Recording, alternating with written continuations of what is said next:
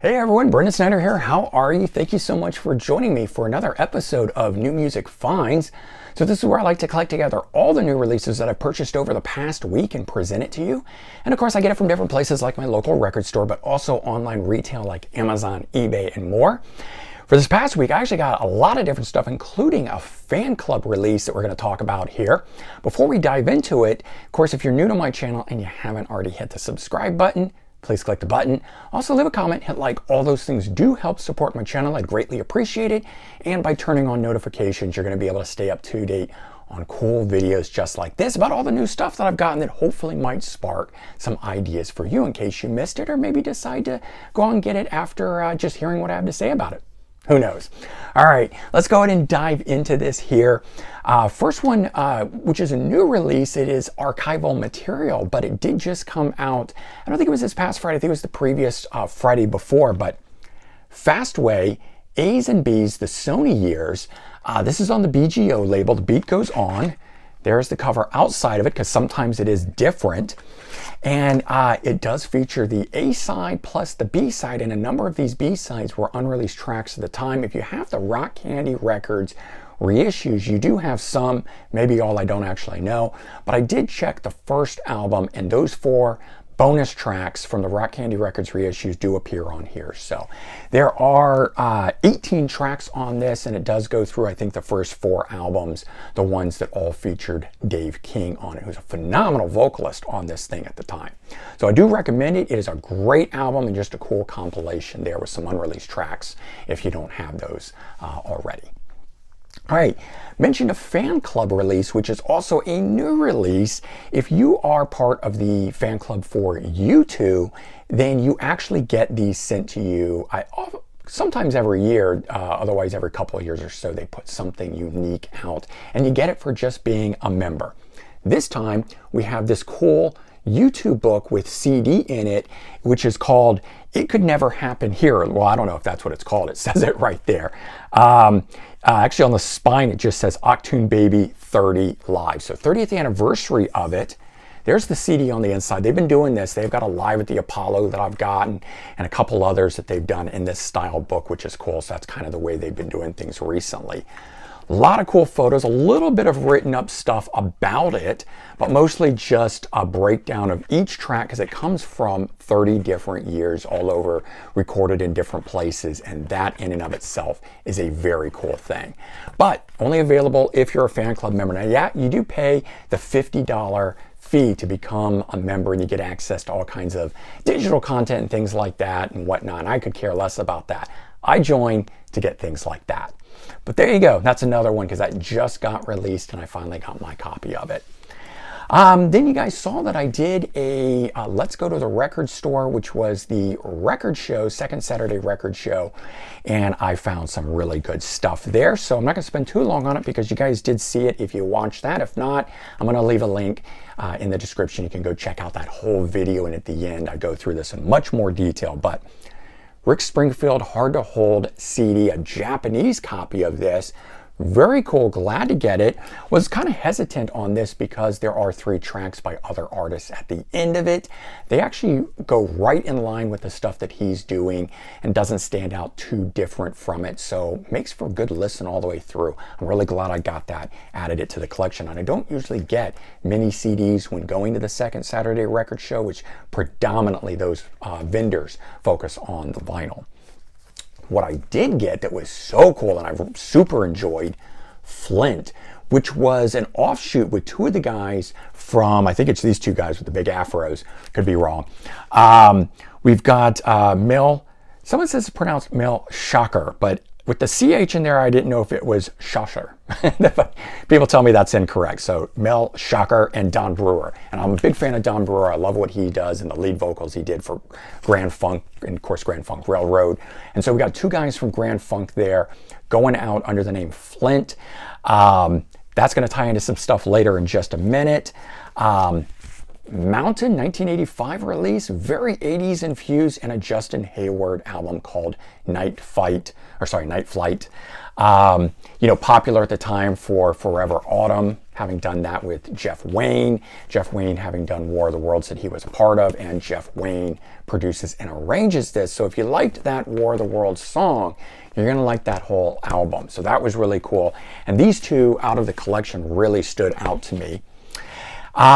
Michael Stanley Band. Haven't really listened to this too much. 1980s album. I think it was 81 is this North Coast. I gave it one listen. I'll tune back into it at a later date when I'm more in the mood for this. It's kind of more straight ahead rock, not as quite as 80s infused as I was hoping it might be. Whereas the Mountain release, that one is super 80ified, if that's even a word. Spanos, which turned out to be pretty cool. I didn't know anything about it. The album's called Looks Like Trouble. The guy on the front, Danny Spanos. This guy is lead vocalist, but the band features Dana Strum. And I think that's him there. He's a young looking guy there. So before he was part of the Vinnie Vincent Invasion, and of course Slaughter, he was part of this group, had no idea. Thumbing through, just saw this, pulled it out to see what it was, flipped it over, read the names, and I couldn't believe it. So I love finding things like that, adding it to the collection. All right, so I mentioned how much I enjoyed these two, so I hit up Sound Exchange. And I know I say this all the time, and this is just reality. This isn't really meant as promotion as much as it's reality. They always have so much stuff. That's exactly what I'm looking for.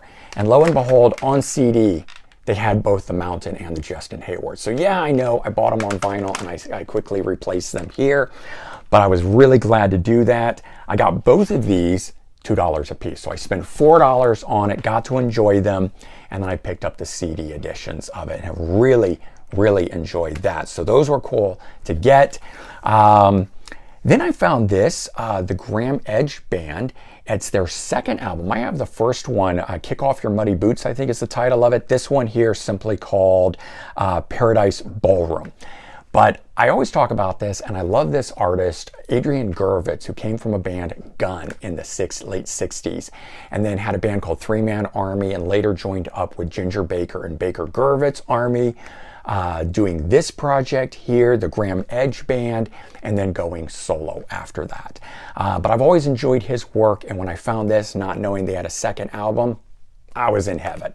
So that was really cool. But probably out of all those things that I bought, the one that has really clicked with me the most is another Dave Mason album. It's Like You Never Left. I think this is 73. Opening track, Baby Please, I absolutely love. And it's just very cool because I get his albums and there's always a song or two that kind of like, I don't like. I'm not sure if I want to buy the album. This was the second song on here, Every Woman. And it's only a minute and a half, and I ultimately was like, well, I'll just go ahead and pick it up anyways. I can bypass it, kind of a thing. I don't have to listen to it for too long. Well, the more I listen to it, the more I really like that song now. So it's become a really great song when I thought I wasn't going to enjoy it. And that is just me trying to say, hey, sometimes you gotta give albums several listens. I didn't force myself to like it, it just grew on me. And I think, of all those people who listen to albums once, maybe twice, decide they don't like it, never listen to it again, and what they could be missing out on. But anyway, I'm having fun with Dave Mason, so glad to get that in the collection. Now, when I was at the record show and I was thumbing through, I found this album, LA Jets, and I didn't pick it up because I didn't know anything about it. I just thought, hey, it's got a woman's set of breasts on it, and I'm a guy, so of course I loved that. And I thought, man, I love album art from the 1970s for that reason. Plus, I'm trying to gather up stuff like this for my next controversial album covers video. That's really where those are coming from. If you've noticed those appearing in a number of my Let's Go to the Record Store visits, I am collecting them for that. But aside from that, somebody commented and said, hey, that band features Karen Lawrence, who went on to front the band 1994. I know the band 1994. I have the Rock Candy Records reissues. So I ordered it on eBay, and this was, I think, from Florida. And they got this thing out to me in like 3 days flat. It was awesome. I didn't pay anything extra. It was just good shipping or whatever. So I got this, I added it, 1976 album, one and only, from a band called LA Jets, featuring Karen Lawrence. So really, really cool. Glad to get that. I sort of have put that with my records show finds, because that album was really responsible, or came from that. Let's see. Okay, I got a few more here to go through. So there are 16 total things that I picked up this past week. Another Dave Mason. Old Crust on a New Wave. Absolutely hate this album cover. Don't know what the heck that means. If anyone can tell me what that means, I'd love to know. I can't really figure it out. Why there is a baby with its chest pumped out and boxing gloves on. How does that mean Old Crust on a New Wave? Don't know. All right. But it's a Japanese edition. I did like that it was the original brown artwork, because there's a green, there's a blue. It just looked a little bit better. Plus, it gave you the original record back here on it, whereas there's some other CD editions of this that I didn't think looked as good. So I spent a little bit more, got it off of eBay, and I'm really enjoying this one here. This one has a track on it. Oh, it's so small on the back here. Gotta Be On My Way, I think is the title of it. Or Save Me. One of those, actually Save Me. It's that song. It features Michael Jackson. I'm listening to it and I'm like, God, that sounds like Michael Jackson. And I think the album is 1980 or 81. So before he hit big, and turns out he in fact does sing on the album with Dave Mason. So that's kind of a weird thing, but it doesn't really go with the album. So it kind of really jumps out at me now, and I kind of wish it wasn't there, but it's there. And if you're a big fan of Michael Jackson or think that's something cool, check this album out. Of the two, though, I have to say I'm really enjoying the 73 even more over this one.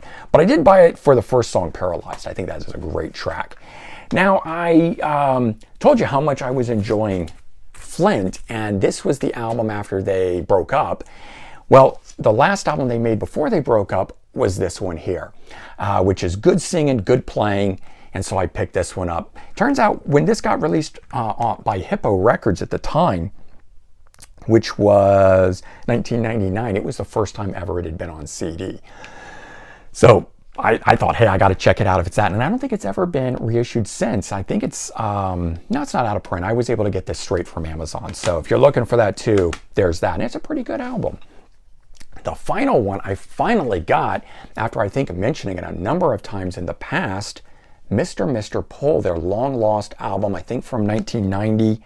Right around there, never got released. It was shelved at the time, and Richard Page is selling it on his website, and I waited about 3 weeks and I never got it, and I finally reached out to him and he was apologetic and said, oh, it slipped through the cracks, I'll get it out in the mail, and I got it a few days later. But different sounding, more adult, contemporary, modern, in the terms of the 90s sort of stuff, a little bit more mellow, but it is still a good album, still definitively Mr. And of course Richard Page's vocals are amazing on it. So if you're a Mr. fan and you didn't know about this fourth album, a long lost one that was shelved, even though the date on the back says 2010, I think it was recorded in 1990. Great album. Check it out. Do recommend it. Head over to Richard Page's website and you can get your copy of that. All right, but there you go. That is New Music Finds, 16 things that I picked up last week. Had a blast going to the record show, going to my favorite record store, Sound Exchange, ordering stuff from eBay, Amazon, getting it. I love getting stuff in the mail. I know you guys do too. It's just one of the best things, getting brand new music. All right, everyone, take care, have a good one, and I'll talk to you soon. Bye-bye.